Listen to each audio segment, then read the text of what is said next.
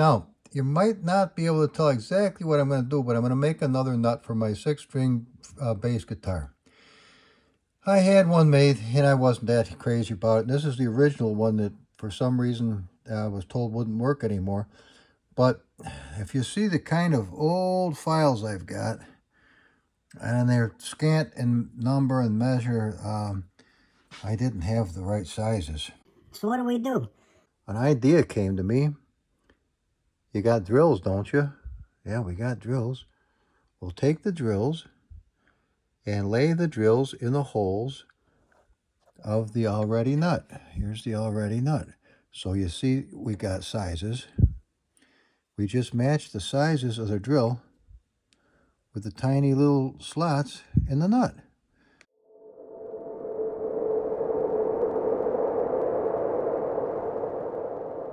And then rather than try to file them out, you can use the drill press like I just did to put the holes in. So now we're only going to need half a hole for each string, but a lot of the hard work is already done when it's still got a lot of stock and it's happy. Now, when we get done, it should look something like this nut that I paid $100 or $200 to have made.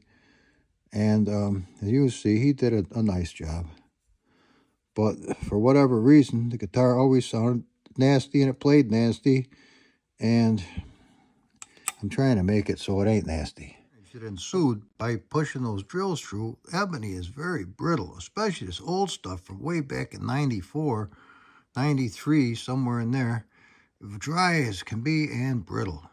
So what we're going to do is we're just going to clean this up on the belt sander real quick and make a nice edge. Another part that came in handy was, since Dad owned Davis Tool and Gauge, and I was the executor for the estate, I didn't sell everything that there was to sell. There wasn't anybody to buy it, number one.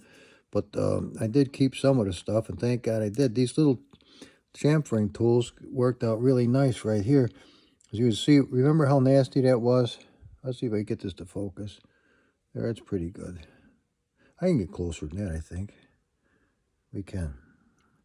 See, remember it was all, well, still kind of nasty, but... Well, we're going to have to take it to the next step. That's all there is to it. An interesting idea just came to mind. Why do I have to do any more than this? Why can't I just string it right through the holes? If I made the holes the same size as the string, which I believe I did, why can't I just string it right through there? Then they can't pop out the top. Then I wouldn't need string trees. See, oh, I guess they'd be a little tougher to... No, they're not going to be any harder to put on there. So see what we got? Take a look at this puppy. Now, if you... Let's see, it's a little tough doing the camera and this.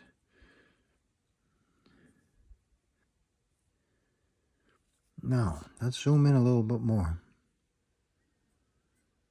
All right, see what we got? We want the middle of the hole to be where this middle is. And we also, we have a radius gauge, oh nice, of 16 inches. Hang on. So this is what we've got to have.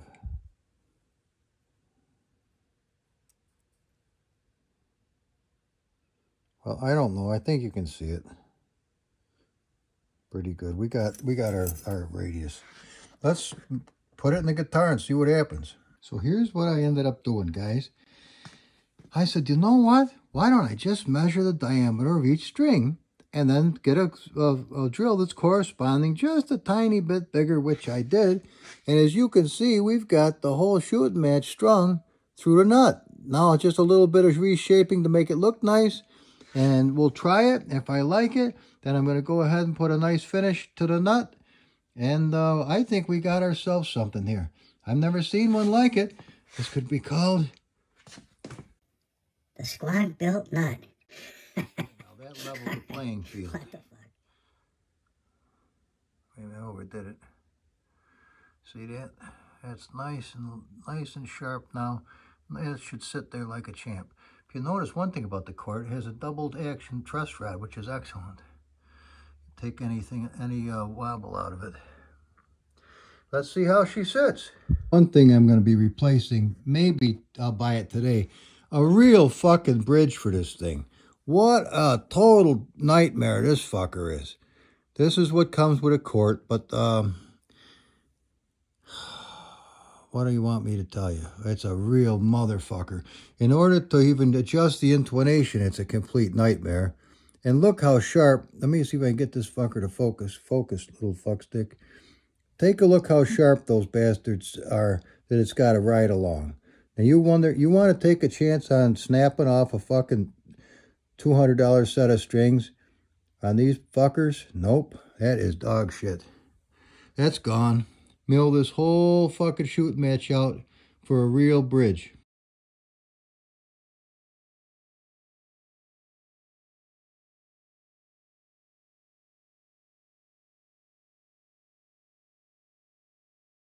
And we'll do that in a minute. Well, not a minute, but we will definitely do that because this is crap. Now, let's look under here. It seems as though there was a shim. Was there a shim? Because we're going to... No, maybe not. But I want to dress that up a little bit before we put this one on. You can see that the fretboard is caught hell. This is going to need some work.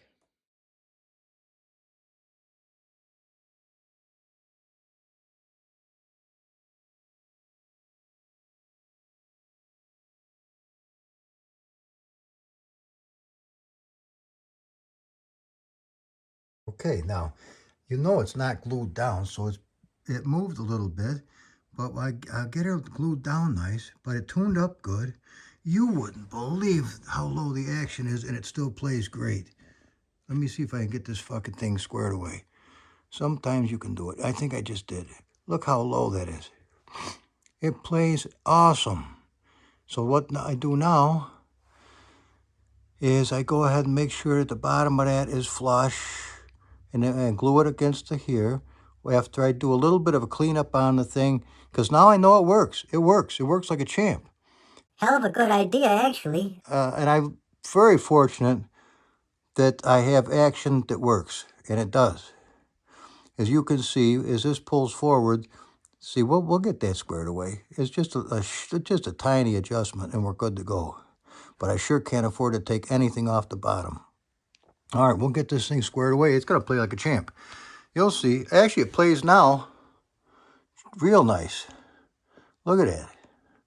But look at this dog shit bridge. This thing is garbage.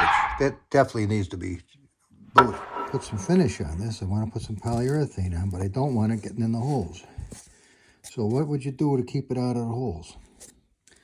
I'll show you. Bowstring wax. I'm going to fill the holes with bowstring wax and do it the nicest job as I possibly can without getting it on the wood. Then I'm going to go ahead and clear this puppy, and she's going to be happy. Even being ever so careful, it's all very difficult not to get some of the wax on the wood. So we're just going to have to rub that off, maybe even sand it off, do whatever we can to get it right back to wood again. I know, fucking thing. But let's get it turned around here where it looks nice, or nicer. So that's the deal. We'll get it all cleaned up nice, and then we'll clear it and let it set for an hour or two. Maybe overnight even would be better. I hate to leave the guitar unstrung like this because it can change the pitch of the neck a little. But you got to do what you got to do. So we'll get this squared away, which will be nice. In fact, I made a little ivory shim under the bottom just to make sure that when I leveled the bottom of that new nut that it's going to be happy. Let's see what we got. All right. That's pretty good. So you can see it's been cleared. And it's doing its thing. And we don't want any bubbles or anything on the bottom, that's for sure. But what we do want to do for certain is, let me get, see if there's a little, how the hell do you do this? Oh, that's kind of neat. I didn't know you could do it until just now. See the lighting and the darkening? That's pretty neat. This fucking thing is awesome. All right, well, anyway, you can see what's going on. It's got to dry, and there's nothing much I could do. Maybe take a ride around the lake on the e-bike. It's still nice out, though it is pending on rain. But once this dries, and it's got to dry all the way, the nice part about it is, here's all the drills that I used to make the holes. So I can just gently go right straight through by finger, clear those holes right back out. And this little guy, though, does struggle. All right. So you can see that this is going to be, if you're looking down at the guitar, the left side, and it ends up with a C. Now, they're not put in order. They're just so I know which end is which. It's a very, very thin, extremely thin piece of ivory that came off a keyboard. It was either in a church once or, you know. Filing. We got the shim. Let's see if I get to where the light's nice. I got the little shim in there. I don't know if we need the shim, but I thought it would be a good idea because leveling the bottom of that nut, I don't want to take any chances. We're so close to the action being absolutely wonderful that I don't want to take a chance on porking it now. So there's a little shim. You know, he's not glued in. He will be glued to the bottom of the nut properly. I want to make sure everything is absolutely flat. I'll keep you posted. It'll be a few hours now for the next nice ride on the bike. And here's how this is coming along. I just put a last coat on it. I'm going to wait till morning, you know, whenever I get up, 2 or 3 o'clock in the morning, whatever it is.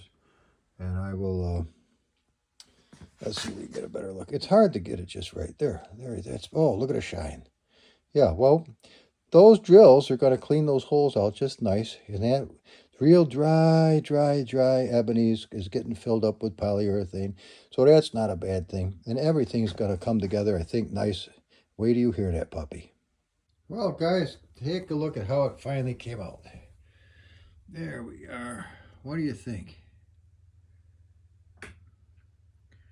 There's our new nut. As you'll see, the holes that correspond to the right diameter at the right height, and it come out really well so far. There's what we ended up with for spacing on the strings, so it's good and close.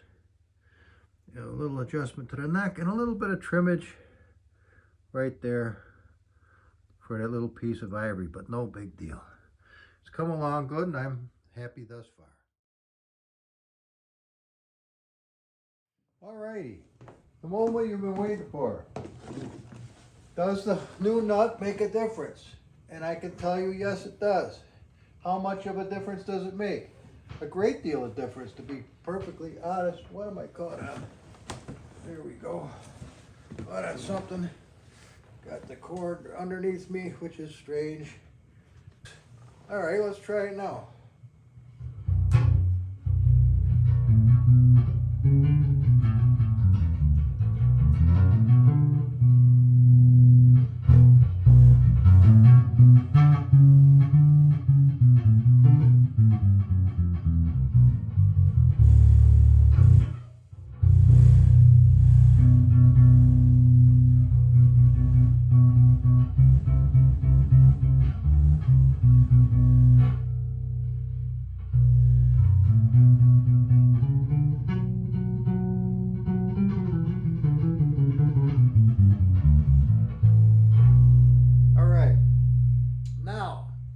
The thing I don't like about this bass, and I have not liked it since the day I got it, and no matter what I've done, it has not gone away. You never know when you play a note if it's going to ring true or if it's going to sound like shit. Now listen. That's good. Hear that? That's all right. That's halfway decent. That sucks. That sucks. That sucks. Not so bad. Not so bad. That's good. That's nice. Here.